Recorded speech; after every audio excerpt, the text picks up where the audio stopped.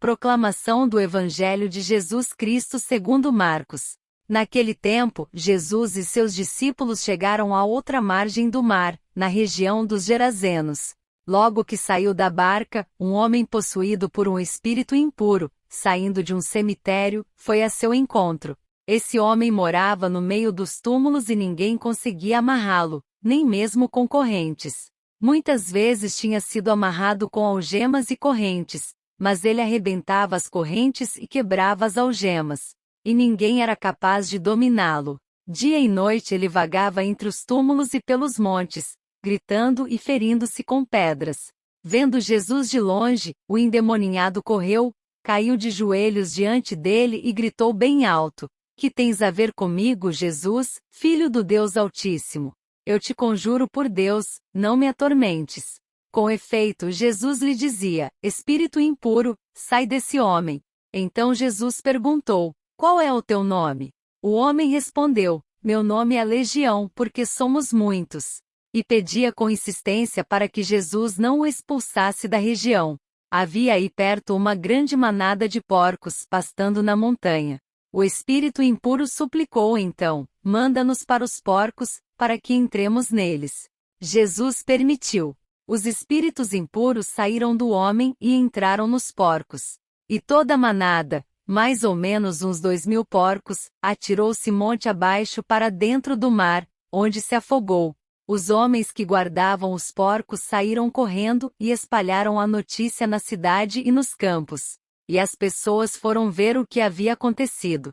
Elas foram até Jesus e viram o endemoninhado sentado, vestido e no seu perfeito juízo, aquele mesmo que antes estava possuído por legião. E ficaram com medo. Os que tinham presenciado o fato explicaram-lhes o que havia acontecido com o endemoninhado e com os porcos. Então começaram a pedir que Jesus fosse embora da região deles. Enquanto Jesus entrava de novo na barca, o homem que tinha sido endemoninhado pediu-lhe que o deixasse ficar com ele. Jesus, porém, não permitiu. Entretanto lhe disse: "Vai para casa, para junto dos teus e anuncia-lhes tudo o que o Senhor, em sua misericórdia, fez por ti." E o homem foi embora e começou a pregar na Decápole tudo o que Jesus tinha feito por ele. E todos ficavam admirados. Meditação.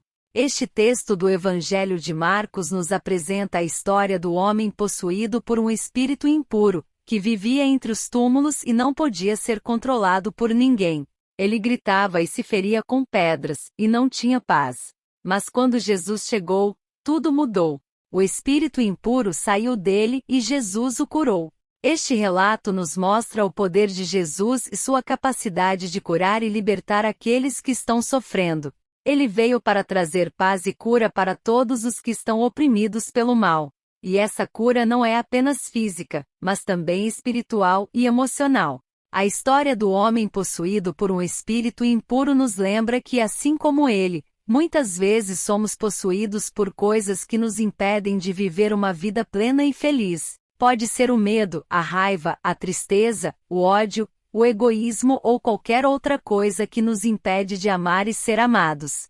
Mas assim como Jesus curou o homem possuído, ele também pode nos curar. Ao ler este texto, peça a Jesus que libere você de tudo que o impede de viver uma vida plena e feliz. Peça-lhe que o cure de todas as suas feridas e lhe dê paz e alegria. E assim como o homem possuído, vá e compartilhe com os outros a cura e a liberdade que Jesus lhe concedeu. Que assim seja.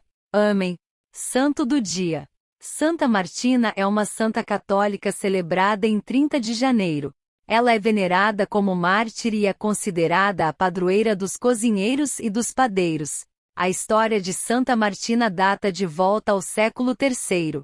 Ela nasceu em Tivoli, perto de Roma, na Itália, e era filha de um homem rico e influente. Quando jovem, ela decidiu seguir o cristianismo, mas escondeu sua fé de seu pai, que era pagão. Quando seu pai descobriu sua fé cristã, ele a entregou às autoridades romanas, que a torturaram e tentaram forçá-la a renunciar à sua fé. Ela foi condenada à morte e foi martirizada no ano de 226. Santa Martina é lembrada pela sua coragem e fé inabalável, mesmo diante de uma morte terrível. Ela é um exemplo de perseverança e dedicação às crenças, e é venerada como uma santa protetora dos cristãos perseguidos. Hoje, Santa Martina é celebrada como padroeira de cozinheiros e padeiros, devido a lendas que dizem que ela dividiu sua comida com os pobres e os necessitados. A oração a Santa Martina.